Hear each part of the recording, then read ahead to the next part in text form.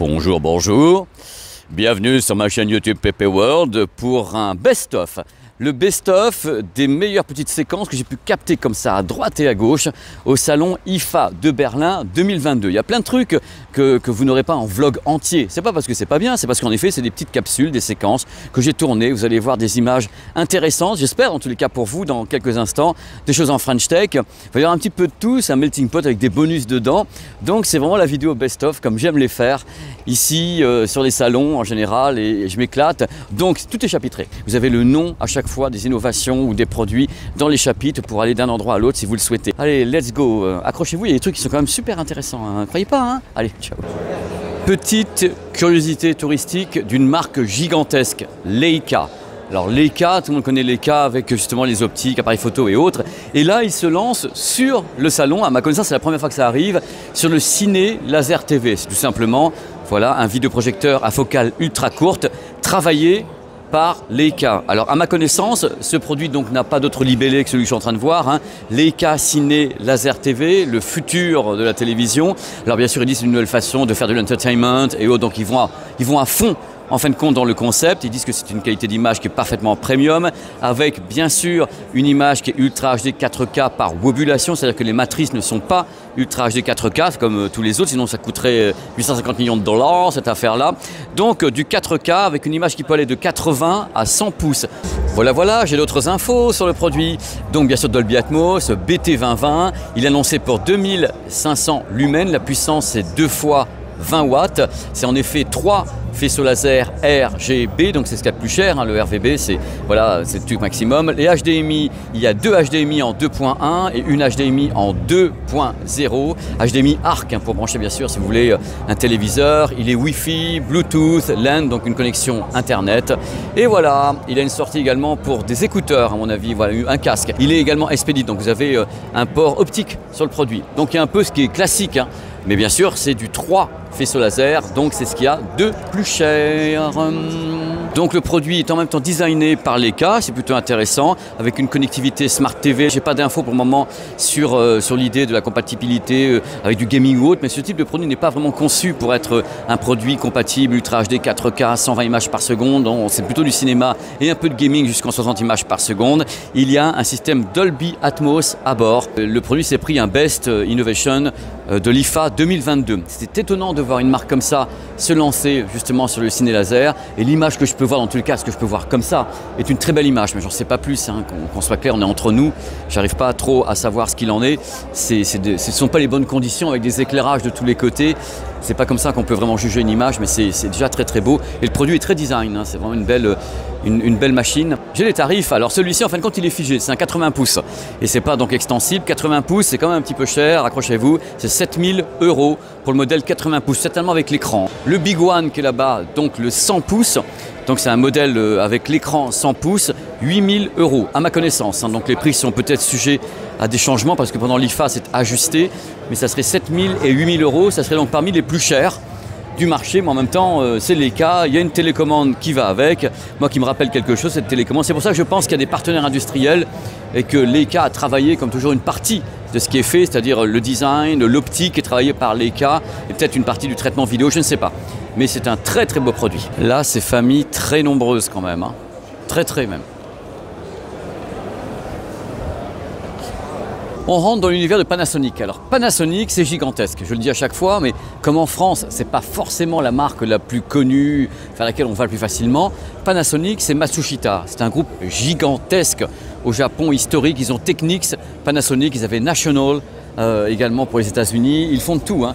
Ils font des casques, ils font surtout, grâce à Technics, une longue histoire avec le DJing, avec justement les platines 1200 qui tournent actuellement, enfin ça c'est les nouvelles. Pour les gens qui connaissent l'histoire de la musique, du rap et du hip-hop, c'est vraiment des platines iconiques, y compris pour tout le début du mouvement de house music et autres. Vraiment, Technics a porté tous ces artistes et tous ces DJ pendant des années. Ils ont également une longue histoire avec des produits haut de gamme, avec des serveurs CD, du streaming et autres, parce qu'ils sont mis au goût du jour, avec des produits qui coûtent une fortune, qu'on soit clair, vous connaissez les produits que vous avez vus sur la chaîne, mais ils gardent quand même la main sur certaines notions de grande qualité japonaise, et ça fait plaisir à voir. Derrière moi, la gamme de téléviseurs OLED, donc les LZ, vous avez le test sur la chaîne du LZ 2000, mais il y a un truc sur lequel je n'ai pas insisté dans le test et je m'en veux en plus. Pour les gens qui ne voudraient pas de la section audio complète, vous savez, avec les cheminées et autres du LZ2000, il y a une version sans cette section audio évoluée, c'est LZ 1500. Alors pour avoir la même dalle, c'est le LZ 1500 55 et 65 pouces uniquement. Il n'y a pas 77 justement en LZ 1500. Donc c'était bien quand même que je fasse un petit retour là-dessus parce que j'ai eu beaucoup de commentaires et c'est vrai que j'ai pas assez insisté. J'ai montré la fiche produit dans le test, mais j'ai pas dit voilà, ça c'est la version sans la section audio qui est donc moins chère, mais qui a peu ou prou les mêmes caractéristiques en 55 et 65 pouces chez Panasonic. Et bien sûr Panasonic, c'est également toute la série Lumix, extrêmement célèbre. Il faut savoir qu'il y a pas mal de Lumix, de modèles qui sont utilisés donc par le secteur professionnel, donc des cinéastes qui tournent carrément avec des caméras, des appareils photo Lumix. C'est vraiment quelque chose d'extrêmement célèbre, extrêmement réputé dans l'industrie. Ils ont des produits de ouf. Il y a également beaucoup de youtubeurs, il y a beaucoup de créateurs qui travaillent justement avec le G5 notamment. Et maintenant le GH6 qui est ici. Monstre de monstre de monstre. T'as pour bosser, c'est fabuleux. Fabuleux. Et voilà, non, rien. Coucou, French Tech, IFA de Berlin. J'ai pas pu m'en empêcher, c'est plus fort que moi. Bonjour. Bonjour Pépé. Ça va? Ça va et vous? Je suis en pleine forme. Vous vous appelez comment? Nelly Martin. Alors Nelly Martin, je me suis arrêté parce qu'on parle d'audio chez vous. Exactement. Et moi j'aime bien l'audio et c'est un truc un peu différent. Alors je vais expliquer ce qui m'est arrivé parce que c'est plus simple. On est voilà, sur la chaîne. J'ai vu ça en passant. Je me suis dit, ah tiens, de la conduction osseuse. Raté. C'est pas de la conduction osseuse. Alors expliquez-moi ce que vous avez fait. Non, ce n'est pas de la conduction osseuse, justement, parce que nous, on ne voulait pas de ressenti de vibration et une meilleure qualité de son. Alors, on a développé une technologie qui s'appelle RDC, qui fait de la conduction aérienne directionnelle. Nelly, mais ça fonctionne comment si c'est pas osseux? Eh ben, c'est de la conduction aérienne directionnelle. En fait, ce sont des haut-parleurs dont les ondes sont dirigées vers votre oreille. Directement? Directement vers l'oreille. Alors non, ça se place comme ça. Mais voilà. J'essaye le truc. Voilà. Voilà, on me l'a installé. Là, il y a une petite fente. Yes. Le haut-parleur génère des ondes sonores. Yes. Elles se réfléchissent dans l'encapsulation de l'écouteur et en fait, elles sortent par une petite fente pour être dirigées vers votre oreille. Et il n'y a pas de conduction osseuse, ça ne vibre pas? Non, ça ne vibre pas. C'est une meilleure qualité de son. Et puis, en plus, c'est bon pour votre audition. Alors, c'est chouette, hein. Ouais, c'est bon pour l'audition, c'est ce que vous dites, c'est votre boîte quand même. Chouette, pourquoi c'est bon? Ouais, c'est naturel. Mais l'osseux, en même temps, notre corps écoute d'une façon osseuse, mais ça vibre. Oui, mais quand vous avez de l'osseux, vous avez et de l'osseux et de l'aérien. Oui. Sauf que nous, on est limité à 85 décibels. Donc, c'est-à-dire que vous avez jusqu'à 8 heures d'écoute sans danger pour l'audition. Et ça, c'est chouette. Alors, voilà. Vous n'avez pas que ça, parce que vous avez combien de modèles là? Parce que celui que j'ai sur les oreilles, il est en vente, c'est quoi? Celui-là, non. D'ailleurs, il sert un petit peu, hein, parce qu'il n'est pas encore, on n'a pas fini les moules de production. Pas encore en vente, mais on est en train de le développer. Et à partir de fin septembre, vous pourrez le commander sur notre site internet attitude-audio.com. Alors, on a 3 produits. On a un produit qui s'appelle le Ear City. Donc lui, on le vend essentiellement pour les télétravailleurs. Il y a un micro ou pas? Ah oui, il y a un micro à chaque fois. Sur tous nos produits, on peut téléphoner.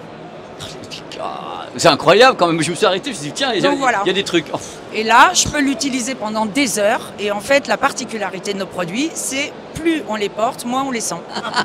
Et il y a un truc qui m'a fait tilt, parce qu'il y a pas mal de gens quand même qui me contactent tout le temps pour parler de certains trucs. Et vous avez un coussin particulier pour les gens qui ont des acouphènes, donc des sifflements. Ça fonctionne comment? Alors ça, c'est un coussin qui intègre 2 haut-parleurs. Pareil, on dirige le son vers l'oreille. Et donc, vous le positionnez sur votre oreiller. Et vous pouvez vous passer des bruits blancs pour masquer les acouphènes. En fait, vous savez que c'est le soir où généralement l'acouphène se fait le plus ressentir parce que l'environnement est silencieux.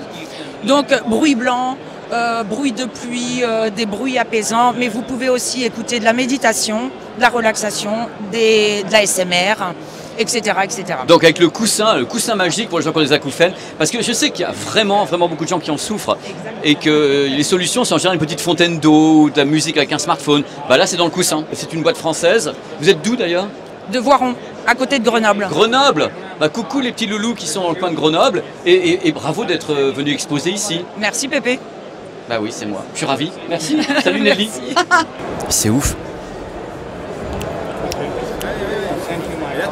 Non mais là c'est ouf parce que c'est pas la conduction osseuse et j'entends, bon le son n'est pas, on va pas se mentir, il n'est pas extraordinaire, on a le médium, on n'a pas de grave, on n'a pas d'aigu, mais là n'est pas le problème. Mais si on se met à courir, par exemple, je me casse carrément avec le produit.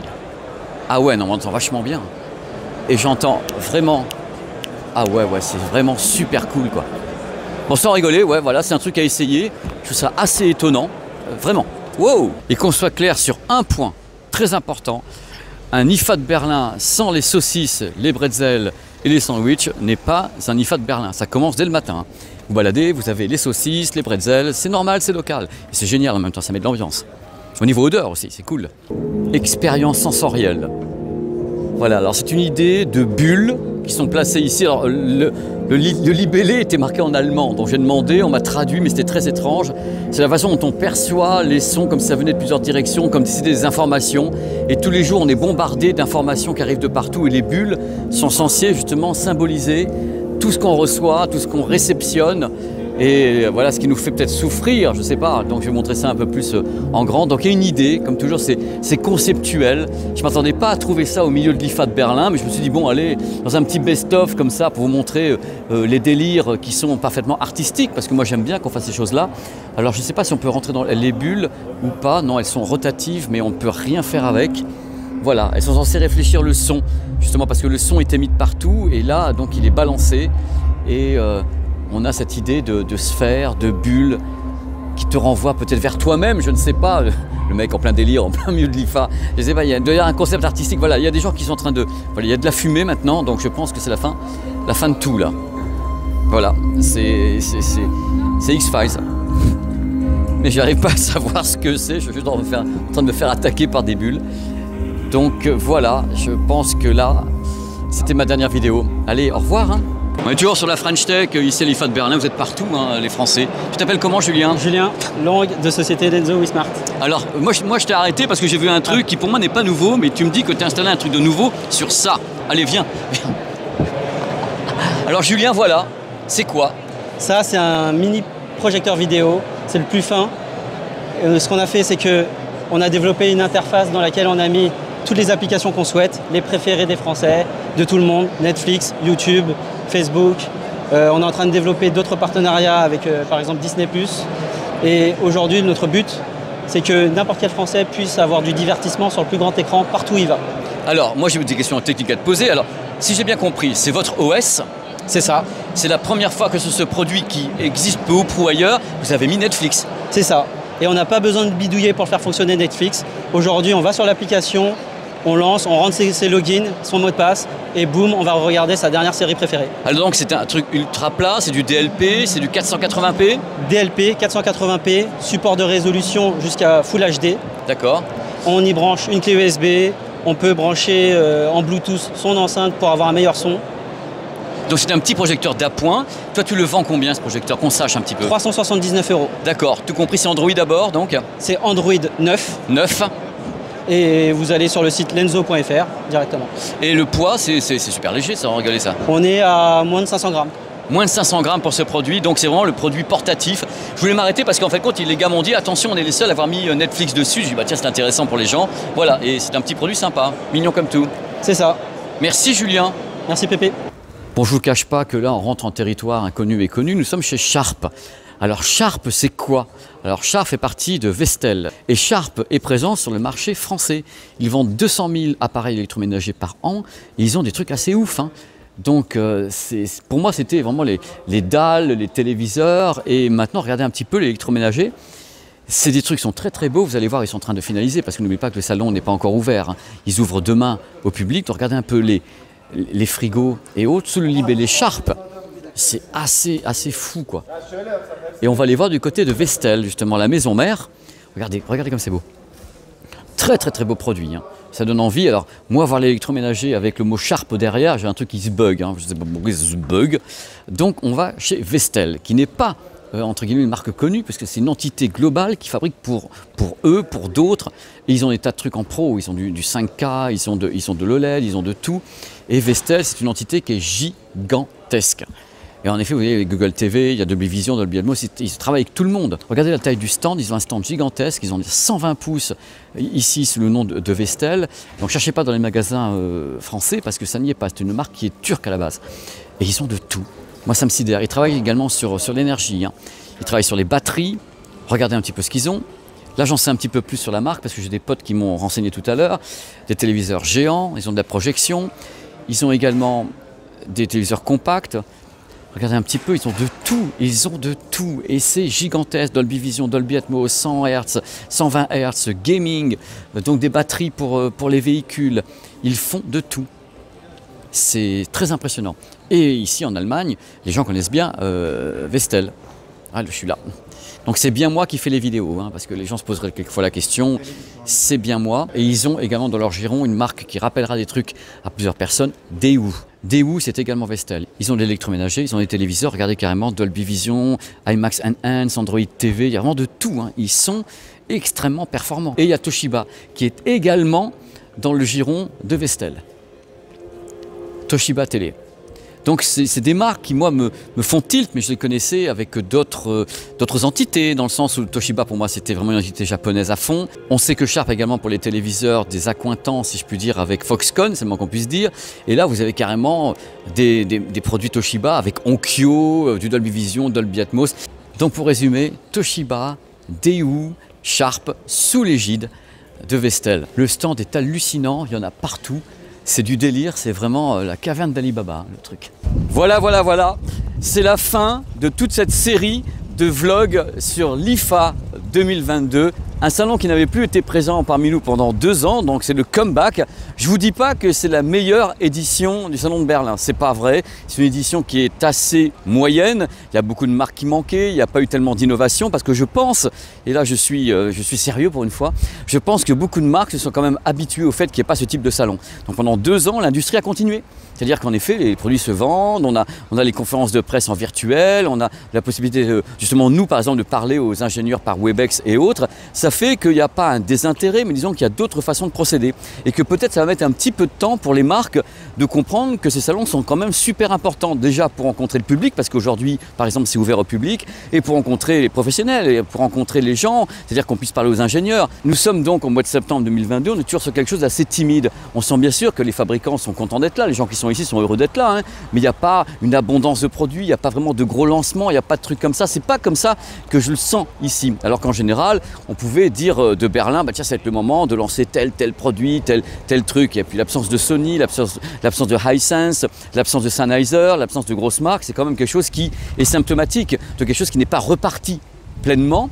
Donc voilà, on verra au CES de Las Vegas comment ça se passe. Je pense que tout le monde y sera parce que le CES de Las Vegas est pour moi vraiment un incontournable, tandis que l'IFA c'est le show européen, c'est quelquefois on se disait qu'avant c'était mieux parce que ça avait lieu une fois tous les 2 ans, peut-être tous les ans c'est trop, je ne sais pas, ça sera plutôt à l'industrie de juger, mais en tout cas c'est une édition que je considère moyenne. Voilà, vous avez vu dans les vlogs, hein, je n'ai pas non plus sauté au plafond, même si je suis enthousiaste de nature, j'aime tout voir, j'aime tout faire, moi j'aime participer, j'aime vraiment vous faire partager, mais je peux pas dire ah bah ouais j'ai vu, ouais non j'ai vu des trucs, mais j'avais prévu 10 à 12 vlogs en plus, donc vous avez vu il y en a eu 5-6 pas plus, et ce best-of. Il y aura un ricochet, si ça se passe bien au CES 2023, ça veut dire que bon l'IFA 2023 sera également meilleur que celui-ci au niveau du nombre d'exposants et des produits présentés. C'est-à-dire que le truc c'est qu'on peut tout faire online, c'est-à-dire que maintenant on n'a pas forcément besoin de ce type de salon quand on est une marque, de dire ah bah j'ai besoin d'un salon pour montrer, non, tu peux faire carrément une conférence virtuelle, tu peux présenter les produits online et puis après envoyer les pré-presse justement aux journalistes et prêter les produits. Donc c'est une autre façon de faire qui s'installe. L'avenir dira. Dans tous les cas, je suis très heureux d'avoir pu le faire et j'espère que ça vous a plu. On va se retrouver juste après avec d'autres vibrations parce qu'il y a des reportages en cours et il y aura des tests qui se pointent. Une fois que j'aurai fini de voyager là sur des trucs, et bien sûr les tests vont se pointer avec de tout. Des téléviseurs, des casques, des machins, tout est prévu. Je vous présente mes excuses par avance sur le retard qu'il va y avoir sur pas mal de vidéos parce que certaines de mes vidéos demandent 3, 4, 5 jours. Si je claquais du doigt et je faisais une vidéo, ça serait cool. Mais je claque pas du doigt en faisant une vidéo, c'est beaucoup de travail et je tiens vraiment à essayer de faire au mieux parce que j'ai des trucs dans la tête, il faut que ça sorte et je peux pas les faire sortir comme ça en claquant du doigt. Je peux faire sortir un vlog comme ça en claquant du doigt, c'est facile, mais les tests, les machins, toutes les images de partout, j'adore tellement faire ça que je prends mon temps et je vous le dis à chaque fois, je prends mon temps. Je ne suis pas en train de faire la course avec X, Y, Z. Tout le monde travaille super bien dans cette profession et je fais la course avec personne. Je suis juste content de faire des contenus et de vous les proposer comme ça gratos. C'est pour moi, je suis content, je suis heureux. Voilà, ne cherchez pas plus loin. Allez, des gros bisous. Vous êtes français? You're French? Oh putain, je t'ai pas reconnu. Mais non, mais attends, je suis dans mon truc, moi. Qu'est-ce que, écoute, je suis désolé, mon chou. Je suis désolé. Hein. En plus, mais oui, mais tu vas pas répondre à une question que je suis con parce que je suis en train de faire mon monologue comme un con. Comme je le dis à chaque fois, quand on voit dans quel état est un salon avant l'ouverture, genre, on se dit c'est pas possible, ça va jamais ouvrir. Et pourtant, demain matin, dès 8h30 pour la presse et dès 10h du matin pour le public, ça sera ouvert, ça sera nickel, il y aura tout qui sera prêt pour les conférences, IFA Next, les innovations, vous avez déjà le planning qui est mis ici pour demain. Ça arrive de moins en moins, j'ai des souvenirs par contre de certains salons de l'IFA où les fiches produits, sous les téléviseurs, sous le matos, c'était marqué en allemand. Hein. Là maintenant, il y a les deux langues, mais waouh, il y a des buts, c'est normal, ils sont à Berlin.